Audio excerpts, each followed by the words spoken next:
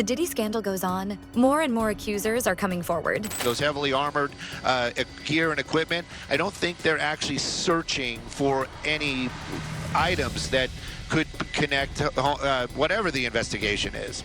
I would venture to say that those are going to be the guys that you're seeing right there, and they're waiting for that all clear. And then this group that you see there, those are the ones that are actually going to go inside. They probably have, like you said, they probably have ideas what they're looking for, where they might be. So, but right now, it is still a waiting game to make sure that everybody is out of this building and that it is secure for the investigators to make their way in and actually start that search. And we should mention, thank you, Stu, that if this is in fact involving a sex trafficking investigation, we do know that according to Diddy's attorneys and the rapper himself, he has denied any wrongdoing in any of all this. So there are two sides, of course, to this as this all plays out. But it is interesting that these raids happening at the same time. According to TMZ, a raid of his Miami home is happening right now, as well as now we're looking at the live pictures of what's going on in Holmby Hills at this mansion right here,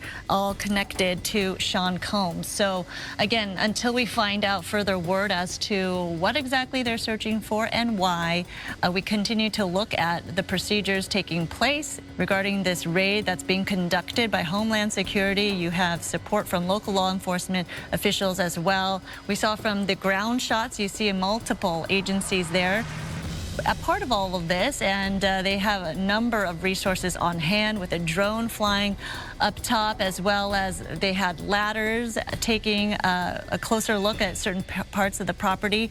And so they are looking at every nook and cranny they need to in terms of why they're investigating this home and property. So clearly this is going to take a while, and as Haley mentioned, with her shot down on the ground right there, more people are coming to your area, Haley. A lot of them have made insanely disturbing allegations against the fallen rapper. All right, we are getting some breaking news right now. ABC News has just confirmed that Sean Diddy Combs was arrested tonight in New York City. Sources say federal agents with Homeland Security investigations took him into custody. The charges are unclear at this time. Combs' attorney telling CNN that we are disappointed with the decision to pursue what we believe is an unjust prosecution of Mr. Combs by the U.S. Attorney's Office.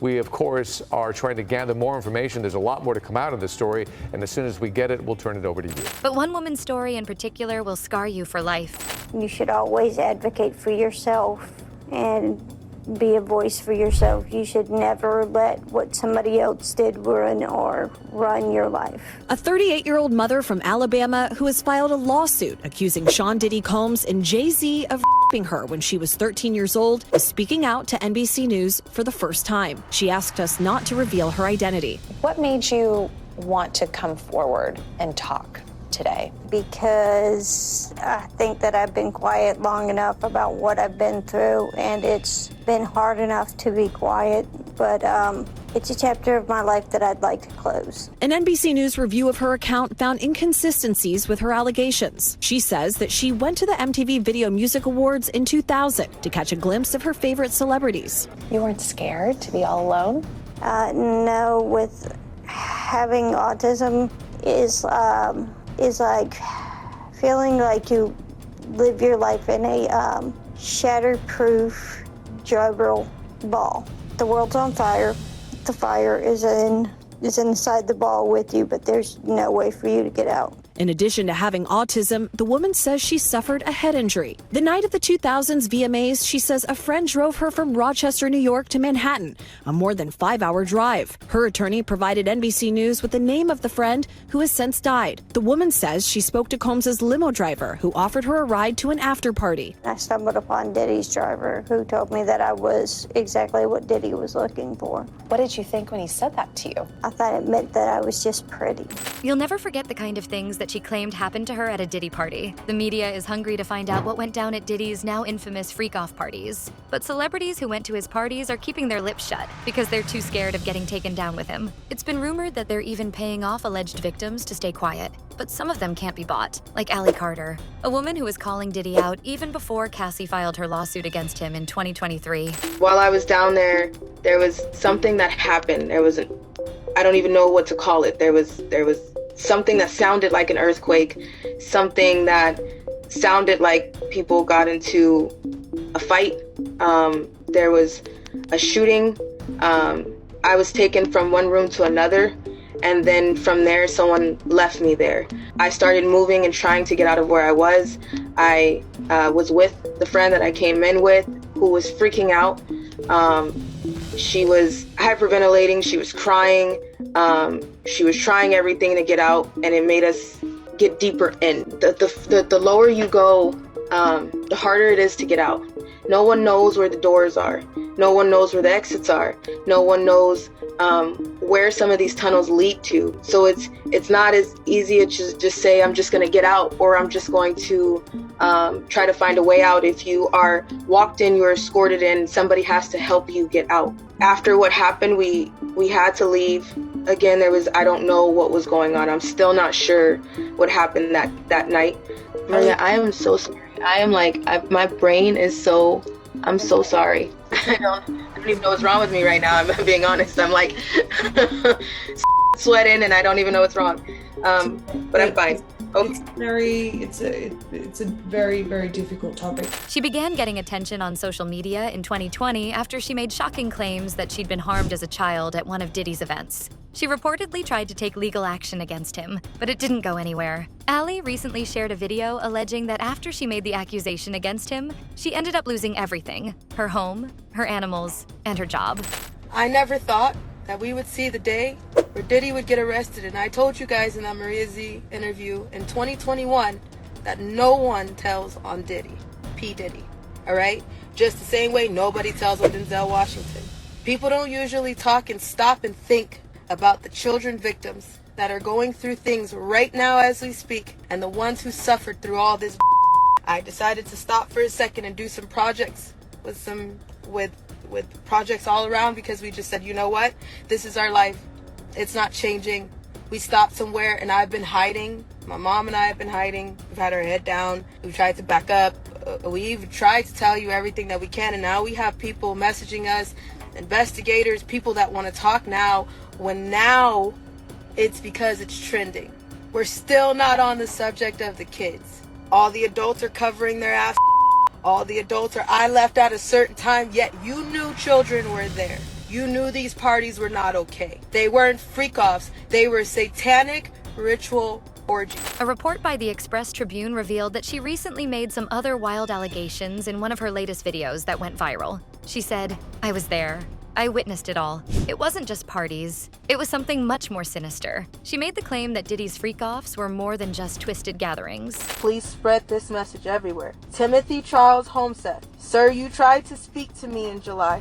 You posted my video on your platform. Randy came and contacted my mom and told my mom that she knew that we were telling the truth. Timothy Charles Homseth, sir, you tried to speak to me, and honest to God, I was scared. Because at the time I was in my home, and I knew that if I talked to you, or I thought that if I said anything else more than the videos that I was saying, that we would be here. So I backed up from you, went to work, and tried to act like and falling because I was scared, sir. Timothy Charles Homseth, I see the hell you go through. I admire you for still sticking up and doing what needs to be done and bringing to the light. I am telling you right now that, sir, I would appreciate any advice, a phone call, any tips, suggestions. You went through this for a year. More than that, you're still going through it. So, sir, please try to contact me again, and I am trying to get in touch with you.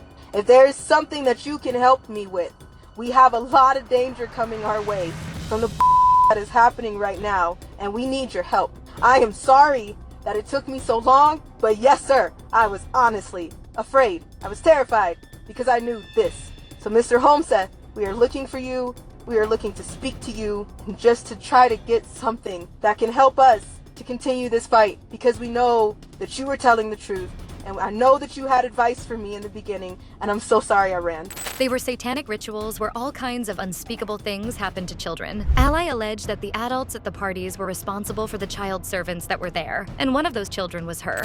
This won't be long, because we're on our way to tie up some loose ends with some stuff before we have to move again. So this won't be long. So thank you for screen recording.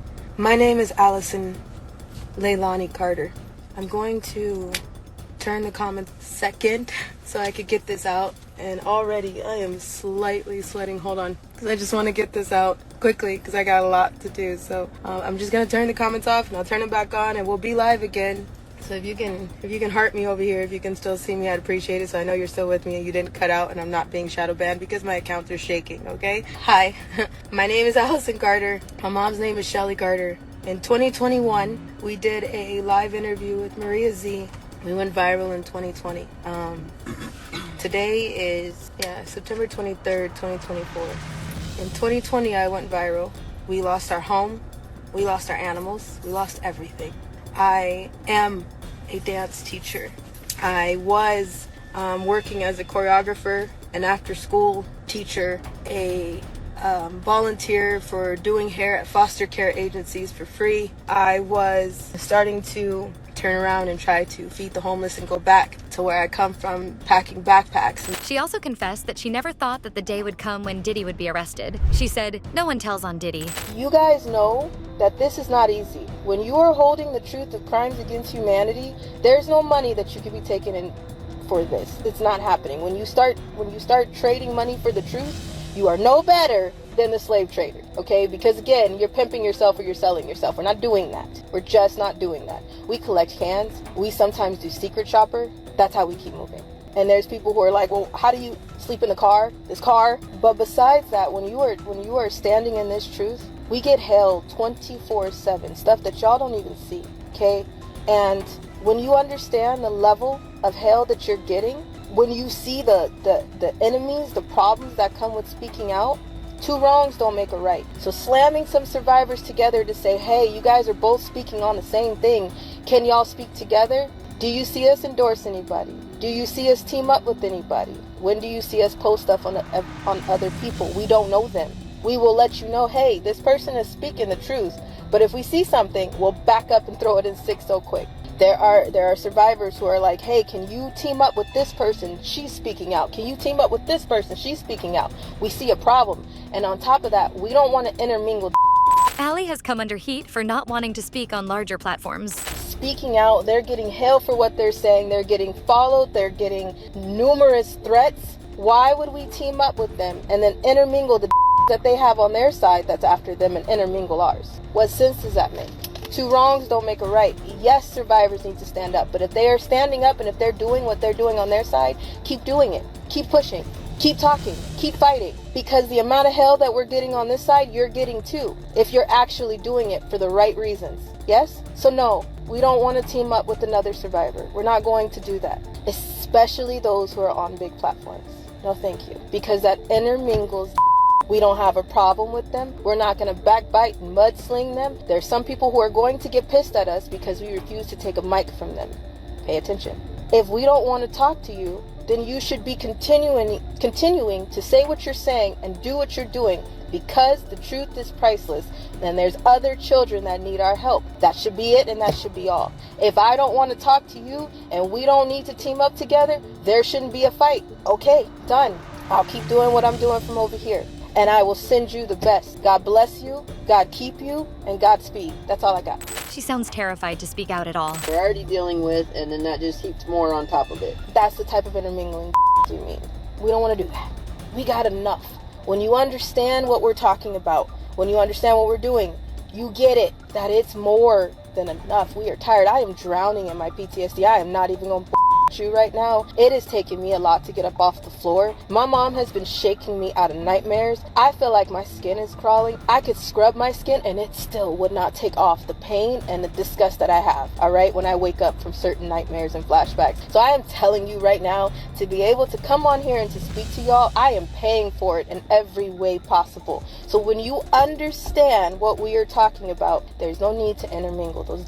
No, thank you. One person not afraid to speak out is Jaguar Wright. They were saying that there might have possibly, maybe somehow be tunnels under Diddy's mansion. No, not possibly. There are. I know people that have been in them.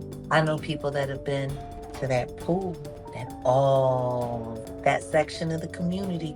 People keep forgetting that the city of LA is nothing but layers of tunnels. That's the one thing about, my guy, he's such a geek. He's like me. He knows LA like I know Philly. Inside and out, mysteries, secrets, all of that. There are a lot of tunnels from anywhere from 10 to 15 feet. 20 feet down is the subway? Yeah. And then under that, there's another layer, and then there's another layer. You can go about 50 feet down, and there's tunnels all underneath LA. Why wouldn't the rich and wealthy build their own so that they could have their own secret society just below the ground? And guess what? They can go and they can do whatever they want, and they can make their troubles disappear from house to house, and nobody see anybody moving around. Those tunnels have been there. They were there long before Diddy was able to buy a house there. The truth is, how did Diddy know buy the right house with the tunnels underneath? Someone would have had to have told them, see? And like that Playboy bunny from London is now saying, the only difference between a Diddy party and a Playboy party was that there were children there. Ally corroborated what Jaguar said about the tunnels. As crazy as it sounds, it kind of makes sense. Everywhere. You've been in. I'm sorry. You've seen these. Been in these. Yes. Where do They lead to amusement parks. They lead to hospitals, cemeteries, schools, celebrity homes, psychic shops. They lead everywhere. You mentioned in one of your previous interviews that it's like a whole other world down there. Can you describe it to us? What happens down there? Yes, there's every means of transportation. There's every walk of life. There's cities. There's different air supply. There's trains. There's buses. There is every means of transportation under the ground. There's a city under the ground. There's a different air supply that kicks in after you get so low. With some searching, it appears that underground tunnels and passageways are all too common in many mansions in and around the same area that were built for convenience, if not during the Prohibition era. Whoa! This is what's at the end of this tunnel. Pavarotti, who was a friend and a frequent guest to the estate, used to stay here often, and he would come down to these tunnels and he would practice because the acoustics were so great.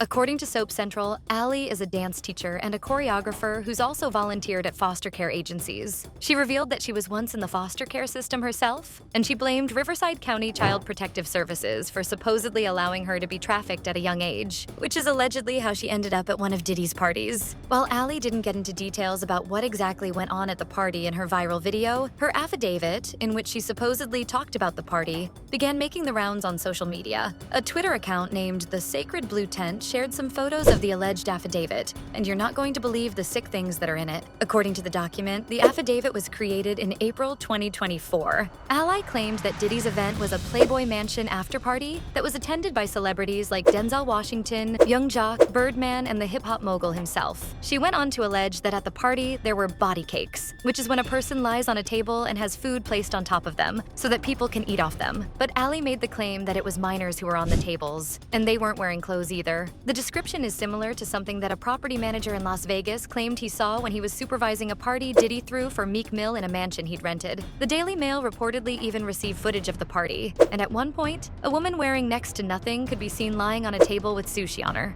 According to the affidavit, once all the guests had been searched inside and everyone was accounted for, the DJ turned on the music and flashed the lights to signal that the party had begun. This is where things get seriously messed up, because the partygoers supposedly went into some kind of animalistic frenzy when the music started up. Apparently, there were different kinds of parties happening in different areas of the house for the guests to choose from, depending on their tastes. Ally alleged that she and the other kids there were party favors, meaning that they were sat on a table and had to wait for people to choose them and then have their way with them. After the guest was done with them, they'd take them back to the ballroom that they got them from. Ally said, "The kids were placed back on the party favor table, and someone else could then come and pick them out from the table and repeat the process." If that wasn't already disgusting enough, the affidavit revealed that things only got more horrific later on in the night. The document claimed that Ally was forced to be intimate with another girl on the party favor table. Then something truly insane happened. Donkeys were reportedly brought into the room, and she and the girl were forced to engage in disturbingly inappropriate activities with them while everybody watched. Ally said,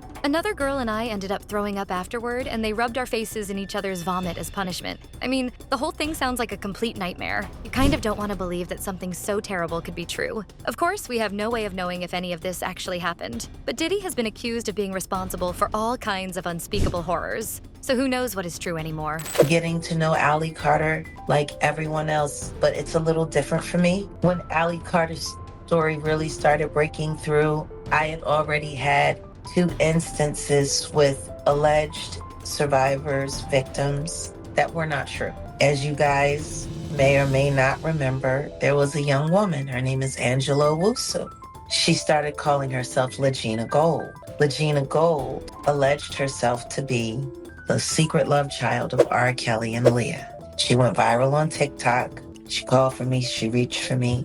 I obliged her with my time, and I spent 65 days with a relatively intelligent young woman who was trying to find a way to trick or trick. In October 2024, a man anonymously filed a civil lawsuit against Diddy, claiming that he personally harmed him when he went to one of the rapper's well-known white parties. And what he accused Diddy of doing to him is just jaw-dropping. In December, the man sat down with CNN, who protected his identity by shadowing his face and altering his voice. Apparently, he was the first civil accuser of Diddy to speak in an interview. The news outlet recorded it at his home in New Jersey. The man, known in his lawsuit as John Doe, explained that he was hired by a private security firm to work at a white party that Diddy was having at his home in East Hampton back in 2007. He said that Diddy approached him and was incredibly friendly and very gracious. Later on in the night, the party's host allegedly offered the man a drink, which had a strange effect on him. He claimed that he thought that it was just a really strong drink, but after he had a second drink, he realized that there was something seriously wrong. But by then, it was too late. According to your lawsuit, you were hired by a security firm to work security at one of the infamous white parties that was thrown by Sean Combs in the Hamptons. What was that experience like? At first, he was incredibly friendly, very gracious. So you had a friendly chat, and then, according to your lawsuit, at some point later in the night, Sean Combs himself offered you a drink. This didn't come from staff or someone holding a tray of drinks, it came from him directly. Correct. The first drink started to have some effect on me, and I just thought, wow, these are really strong drinks. It wasn't until the second drink, and it was already too late, that I realized that there was something wrong with the drinks. Sadly, Sean Combs was waiting in the wings. He was watching from some sort of vantage point, and once I was in a helpless position and he was sure that he was in a position of power, then he took advantage of the situation. The man alleged that once Diddy saw that he was in a helpless position, and he was sure that he was in a position of power, he took advantage of the situation. It was then that Diddy reportedly pushed the guy into an empty vehicle and held him down. The John Doe made the allegation that even though he was screaming and telling him to stop, Diddy still violated him. The plaintiff said, "It was incredibly painful, and he was acting like it was nothing. He seemed to be disconnected from it." He also told CNN that another famous person was present when the supposed attack took place. He claimed that the high-profile individual saw what happened and found it amusing. The lawsuit documents revealed that the man was seeking compensatory and punitive damages. According to him, the full gravity of what happened still lived with him, and it would affect every single thing he would do for the rest of his life. The John Doe blamed the alleged incident for the end of his marriage, and for making it difficult for him to have relationships because of the trauma he'd suffered. He also said that after he told his manager what happened to him at the party, he was blacklisted and had to find a different line of work. Diddy's lawyers pointed out that there were some inconsistencies between what he said in the interview and what he said in the lawsuit he filed. Some of the incidents listed in the lawsuits piling up against Diddy aren't even from that long ago. Another man with a similar story to the one at the white party claimed that his encounter with Diddy happened just a few years ago, in 2021. He also chose to remain anonymous and to go by the name John Doe. He is being represented by Tony Busby, a Texan lawyer who said that he has over 120 clients with what he believed to be credible stories about what the hip-hop mogul did to them. We intend to name people in these lawsuits. We're not going to do it in interviews. We're not going to do it, without doing our due diligence, because obviously, these types of allegations are very hurtful to people if they're not true, and very hurtful, frankly, if they are true. But if they're true, you shouldn't have been in the room and you shouldn't have been participating. So I anticipate that we're going to start filing lawsuits, and it may not be big names at first, but we have a long list of names, and you might imagine in situations like this that when a victim tells us that this person was in the room or this person participated, we want to do as much due diligence as humanly possible before we file that case, because in the United States, in almost every state, public filings are in fact public. And, when you name somebody in a lawsuit, the press is going to pick it up, and we're aware of that. So we're going to make sure that we dot our I's and cross our T's. And I expect that there will be some people named in these lawsuits that will raise some eyebrows. According to All Hip Hop, this John Doe alleged that he went to a party that Diddy was hosting as well. He noted that there were other celebrities in attendance, and there was a casual use of illegal substances going on. He was allegedly offered some by Diddy's entourage and refused, but he did say yes to a drink. After he drank it, he said that the room started to spin and he felt seriously disoriented. So he figured that the beverage must have been laced with something. The John Doe tried to leave the party and go somewhere safe, but just when he was making his way out, he heard a voice telling him to hold on, and then offering some help. He claimed that the next thing that he could remember was being in a bedroom, paralyzed, unable to move or talk. Tony wrote in the court document that his client was feeling as if he was trapped in his own body. So when a man climbed on top of him, he was unable to push him off or resist him. The plaintiff made the shocking allegation that a number of guys then had their way with him. He thought that he was harmed by at least 3 different men. He was reportedly able to tell that because he could feel a difference in the size of the men while he was being hurt by them. The John Doe also alleged that at one point during the attack, he looked up to see that Diddy was above him, without any clothes on. Tony made the accusation that Diddy used his titles and authority to plan the violent attack on his client, and to intimidate and force him to keep quiet for years after. Apparently, the John Doe was still in therapy and suffered from serious trauma because of the horrors he faced that unforgettable night. Tony has reportedly been working on keeping the plaintiff's name anonymous because he was scared about any dangerous consequences that could come from telling his story to the world. It's frightening how many similarities there are between a lot of the lawsuits. And it's scary how Diddy reportedly got away with it all for so long. I can't believe it took until 2023 for these supposed crimes to catch up with him. Another alleged victim claimed that Diddy took advantage of her even more recently, back in December 2022. Vulture reported on an independent music artist who claimed that she went to a Diddy party in New York when she was 29 years old. Once again, she talked about how there were illegal substances being passed around everywhere, but she only had one drink herself. After that, Diddy supposedly came up to her and began talking to her about her career as a singer. Then, he suggested that they discuss it more in depth back in his office. By the time she got to his office, she was reportedly feeling pretty out of it, and she began to slip in and out of consciousness. The lawsuit alleged that Diddy then benefited from the state she was in by doing what he wanted with her body. The Jane Doe said that she could not stop him from doing it, as she was trapped inside her body, not participating but not able to resist. But it wasn't enough to just be intimate with her, because according to the plaintiff, when she woke up the next morning, she found Diddy had reportedly gone one step further with her than he'd done with the other plaintiffs. She made the allegation that she saw that she had blood on her legs, a bruised lip,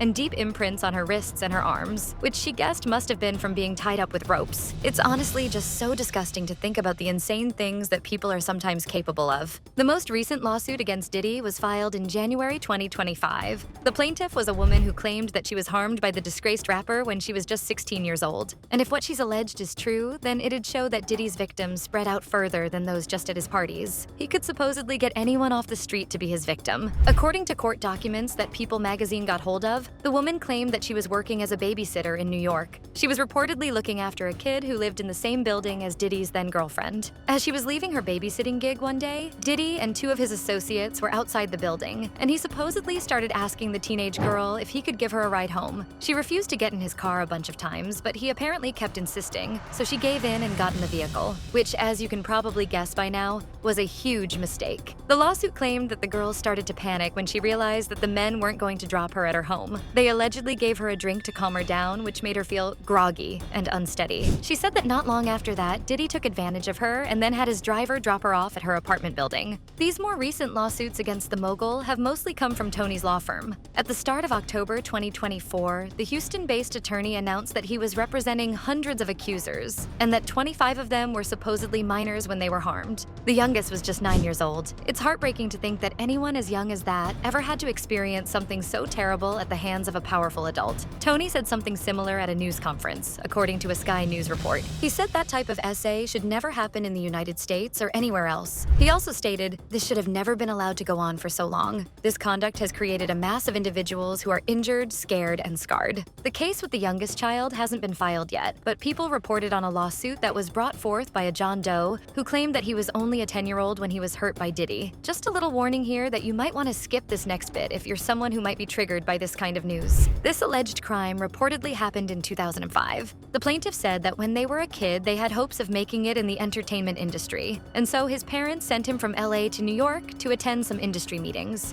One of those meetings was reportedly with the Bad Boy Records founder. In the lawsuit, it was said that the boy was told to meet Diddy in his hotel room, so the child was brought there by a consultant that his parents had hired to look after him on the trip. The John Doe made the allegation that once he was inside the room, Diddy told him that he could make him a star, and he then asked him just how badly he wanted it. According to the plaintiff, someone else in the hotel room had given him a soda to drink, and he started to feel a little funny after taking a couple of sips from it. Something that makes this case a little different from the others is that the man somehow managed to get hold of the container for the substance he alleged that his drink had been laced with. A photo of the container was even included in the filing. Later on in the lawsuit, the John Doe spoke about how he'd reportedly been forced to use his mouth to pleasure the man he was meant to be auditioning for. And tragically, things allegedly didn't stop there. The man also made the claim that he fell unconscious at one point, and when he woke up in tears, he discovered that his pants were undone and that his rear end was in a lot of pain. Apparently, he told his parents what had happened to him when he went back home to LA, but they were terrified of the potential consequences of reporting the crime. Unfortunately, that wasn't the only time that Diddy reportedly benefited from his power and took advantage of someone starting out in the entertainment industry. You might remember the producer's successful MTV show, Making the Band. Hopeful performers went on the competition show with the ultimate goal of getting to be managed by Diddy and his label. People revealed that another John Doe filed a lawsuit which claimed that when he was 17 years old, he auditioned for the chance to be on the program. He alleged that on the very first day of auditions, he had a private interview with Diddy, and things became extremely uncomfortable. The rapper reportedly used his hands inappropriately on himself and on the teenage boy. But apparently, that wasn't enough. Things got even worse on the second day of the auditions. In the court documents he filed, the plaintiff made the allegation that he had to use his mouth to satisfy not only Diddy's needs, but his bodyguard's needs too. After the horrific incident, it was reported that Diddy could tell that the boy was disturbed by what had happened, and he told his alleged victim that he'd be keeping an eye on him. The John Doe's attorneys wrote that their client was later kicked out of the competition, and that he was unable to return to the music industry for 7 years after the traumatic situation he was in. In a statement he released for the press, Tony said that both of the men who were allegedly harmed by Diddy at auditions when they were minors are seeking compensatory and punitive damages. He went on to point out that both clients were looking to break into the music business and were supposedly promised that Diddy. Tony said, "We will let the allegations in the filed complaints speak for themselves, and will work to see that justice is done." He finished the statement by announcing that his firm would continue to file cases weekly, naming Diddy and others as defendants as they continue to gather evidence and prepare the filings. One of the most high-profile cases against Diddy does actually involve another defendant in it, and that's because the other defendant is also a giant name in the music industry. By now, you must have heard about how Jay-Z has become tangled in the web of the Diddy scandal. Just coming out this evening, Jay-Z is being accused of a minor along with Diddy at a MTV VMAs after party back in 2000, according to documents obtained by Fox News Digital tonight. The lawsuit, which was initially filed back in October, was refiled tonight in New York by an anonymous accuser claiming Jay-Z, whose full name is Sean Carter, her while Combs and Celebrity B watched. So that other celebrity was not named. Initially, the lawsuit stated Combs the minor while Celebrity A and Celebrity B watched. Carter was named as Celebrity A in the refiled lawsuit. Representatives for Jay-Z did not immediately respond to Fox News Digital request for comment. Combs and Carter allegedly, quote, took turns the minor, according to the lawsuit. Many others were present at the after party but did nothing to stop the it alleges. The 13-year-old girl was dropped off at Radio City Music Hall by a friend as she wanted to attend the MTV Video Music Awards back in 2000, according to the lawsuit. In an attempt to gain entry to the venue, she began approaching limousine drivers waiting outside the celebrity-filled event. One of the limousine drivers she spoke to claimed to work for Diddy, the lawsuit read. He told her that Combs liked younger girls and said that, quote, she fit what Diddy was looking for, not allowing her into the awards, but inviting her to an after party. A lawsuit filed against Diddy in October 2024 claimed that he and another unnamed male celebrity were physically inappropriate with a 13-year-old girl. Hip-hop mogul Jay-Z. His name has been revealed. The allegation is that he and Diddy a 13-year-old girl at an after party in the year 2000 after the MTV Video Music Awards. Now, Jay-Z is denying these allegations. In a statement he posted to his X account, he denies the allegations and questions why this was done civilly, why this civil lawsuit was filed demanding money, and why a criminal complaint has not been made. He writes, quote, "My lawyer received a blackmail attempt called a demand letter from a lawyer named Tony Busby. What he had calculated was the nature of these allegations and the public scrutiny would make me want to settle. No, sir, it had the opposite effect. It made me want to expose you for the fraud you are in a very public fashion. So no, I will not give you one red penny," end quote. So that was what Jay-Z said publicly on his X account. In a statement to ABC News, that attorney, Mr. Busby, said, quote, "The pleading speaks for itself. This is a very serious matter that will be litigated in court." 2 months later, a bombshell was dropped when the case was refiled, and this time, it listed Jay-Z as the mysterious associate. The alleged victim is now 38 years old, and she too is choosing to remain anonymous. In a secretive interview that she had with NBC News in Houston, she opened up in more detail about the allegations that she'd made against the two hip-hop stars. You should always advocate for yourself and be a voice for yourself. You should never let what somebody else did ruin or run your life. A 38-year-old mother from Alabama who has filed a lawsuit accusing Sean Diddy Combs and Jay-Z of raping her when she was 13 years old is speaking out to NBC News for the first time. She asked us not to reveal her identity. What made you want to come forward and talk today? Because I think that I've been quiet long enough about what I've been through, and it's been hard enough to be quiet, but it's a chapter of my life that I'd like to close. An NBC News review of her account found inconsistencies with her allegations. She says that she went to the MTV Video Music Awards in 2000 to catch a glimpse of her favorite celebrities. You weren't scared to be all alone? No, with having autism is like feeling like you live your life in a shatterproof juggle ball. The world's on fire. The fire is inside the ball with you, but there's no way for you to get out. In addition to having autism, the woman says she suffered a head injury. The night of the 2000s VMAs, she says a friend drove her from Rochester, New York to Manhattan, a more than 5-hour drive. Her attorney provided NBC News with the name of the friend who has since died. The woman says she spoke to Combs' limo driver, who offered her a ride to an after party. I stumbled upon Diddy's driver, who told me that I was exactly what Diddy was looking for. What did you think when he said that to you? I thought it meant that I was just pretty.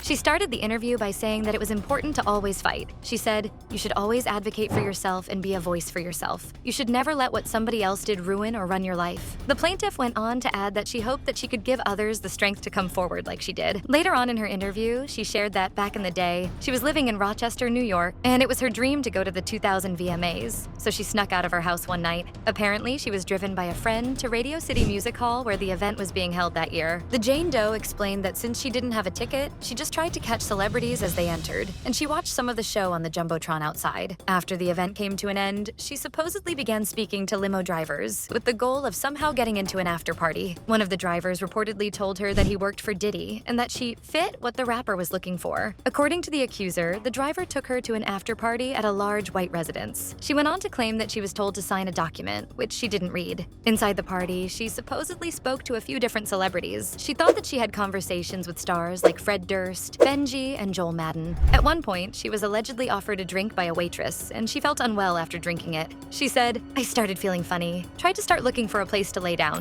When we asked the woman about the contradictions in a phone interview on Friday, she said she stands by her statements. "I have made some mistakes," she said, in remembering what happened 24 years ago. "Honestly, what is the clearest is what happened to me." The inconsistencies in her account of an incident alleged to have happened 24 years ago does not necessarily mean the allegations are false. The accuser's attorney, Tony Busby, said said, because we have interrogated her intensely, she has even agreed to submit to a polygraph. This has been extremely distressing for her, to the point she has experienced seizures and had to seek medical treatment due to the stress. In a statement to NBC News, Sean Carter said, this incident didn't happen, and yet he filed it in court and doubled down in the press. True justice is coming. We fight from victory, not for victory. Is any part of you scared coming out against such powerful people? Yeah, I'm scared of what could happen, but I'm more afraid of letting it eat me alive from the inside out than I am of being chastised by their fans. After finding an empty room, she went to lie down and rest on the bed. It was then that she was paid a visit by a few surprise partygoers. Diddy, Jay-Z, and an unnamed female celebrity reportedly entered the room. The Jane Doe alleged that Diddy told her that she was ready to party. According to the court documents, Jay-Z took off her clothes, put his hand over her mouth, and did what he wanted to her while Diddy and the other woman watched in the background. After he was finished, Diddy and Jay-Z reportedly switched places, and it was his turn to take advantage of her. The woman claimed that she managed to push Diddy off her. She then grabbed her clothes, got out of the house, and ran to a nearby gas station. An employee at the gas station allowed her to use the phone and call her father to get him to pick her up. The plaintiff told NBC News that she got severely depressed afterward. Her grades started slipping, and she even dropped out of school. Sits in the Metropolitan Detention Center out in Brooklyn, New York, after being denied bail a third time as he awaits trial next year on trafficking, racketeering, and charges. The man accused of engaging in a scheme going on for years where he allegedly abused, threatened, and coerced women to fulfill his desires and operated a criminal enterprise engaged in all sorts of illicit activity. Prosecutors say that includes trafficking, kidnapping, arson, forced labor, obstruction. Now, our first update is massive. This is huge because you remember when there was all this talk about who else could be implicated in these allegations? Who else will be named when it comes to Sean Combs' alleged misdeeds? Well, it turns out one big name has just come to the surface. Jay-Z, Sean Carter, that's right, the rapper and entrepreneur, has just been identified as that unnamed celebrity in a lawsuit that we covered right here on Sidebar a few weeks ago. Actually, he has just been named as a defendant now in that lawsuit. You might recall there was this lawsuit that was filed against Sean Combs back in October, where an unnamed Jane Doe alleges that back on September 7th, 2000, when she was just 13 years old, she was taken to a Video Music Awards, VMA's after party, which was 20 minutes away from the event in New York. And at this party, she claims that she took a drink, she started feeling woozy, lightheaded. She makes the claim that she may have been and then she tries to find a place to lie down in what she thought was an empty bedroom. She said that is when Sean Combs, along with a male and female celebrity, entered the room. And Combs allegedly grabbed her and said, "You are ready to party." Well, now, celebrity A, who was that unnamed celebrity, has been identified as Sean Carter. This is a part of a newly filed amended complaint. And it reads, Combs then threw plaintiff toward a wall, causing plaintiff to fall. Plaintiff got up and stumbled, at which point Combs grabbed her again and threw her on the bed. At that point, Carter began removing plaintiff's clothes as she grew more and more disoriented. Jay-Z has responded to the accusations. Rap and media mogul Jay-Z now accused of 13-year-old girl in 2000 along with Sean Diddy Combs. Now, this lawsuit was originally filed back in October in the Southern District of New York, listing Diddy as the defendant, but it was just refiled today to include Jay-Z now, whose real name is Sean Carter. Of course, he's the husband of Beyonce. The anonymous accuser alleging the assault occurred after she was driven to an after party following the MTV Video Music Awards. The suit says she was offered a drink that made her feel, quote, woozy, lightheaded, and felt like she needed to lie down. Shortly after, the suit claims Jay-Z and Diddy entered the room where she was resting, eventually her. And now, just in the last hour, we are hearing from Jay-Z and his team of lawyers. They're denying the claim and say that they are the victims of blackmail, saying, quote, "I will not give you one red penny, and my only heartbreak is for my family." She also claimed that at one point she actually became homeless. But how has Diddy responded to all these unspeakable allegations against him? Since September, he's been behind bars at the Metropolitan Detention Center in Brooklyn. He himself hasn't made any personal statements since then, but his lawyers have spoken for him. His attorney, Erica Wolf, told TMZ that her client couldn't address every meritless allegation in what had become a reckless media circus. She went on to add that with that being said, Diddy denied any claim that he'd harmed anyone, including minors. She shared that he was looking forward to proving his innocence in court, if and when claims were to be filed and served. As the lawsuits kept coming in, people reported that Diddy's legal team released a statement saying that no matter how many lawsuits were filed, it wouldn't change the fact that Diddy had never committed SA or trafficked anyone, man or woman, adult or minor. The lawyers also took aim at Tony and his law firm, claiming that he was interested in media attention rather than the truth. Citing an NBC News exclusive that found inconsistencies with the accuser's story. You should always advocate for yourself. It comes after our interview with a 38-year-old mother from Alabama who accuses Sean Diddy Combs and Sean Jay-Z Carter of her when she was 13 years old. She asked us not to reveal her identity. What made you want to come forward? Because I think that I've been quiet long enough. She says that she went to the MTV Video Music Awards in 2000. The woman says she spoke to Combs' limo driver, who offered her a ride to an after party. She says at the party she spoke to musician Benji Madden and his brother. I'm talking to Benji Madden about his tattoo. It's the Last Supper.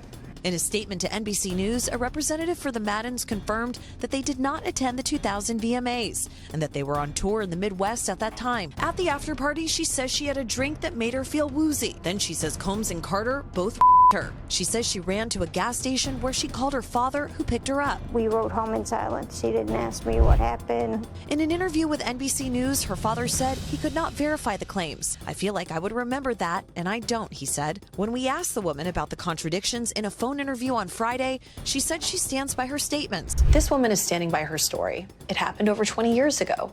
Maybe her memory is hazy. Maybe her father doesn't remember that night. No, she's doubled down on certain of these details. She says, I'm positive. She points out the tattoo. She talks about the tattoo in vivid detail. Turns out that's completely false. And the father is supposed to be picking her up. 10-hour drive, round trip to pick her up in the middle of the night. Has no memory of that. No one has come forward about this in nearly a quarter of a century, and that's because this never happened. But anyway, what do you guys think? Could the terrible things that Allie described really have happened? Will Diddy one day be locked up for good for all of these alleged crimes? Or will his legal team somehow get him free? Let me know in the comments below.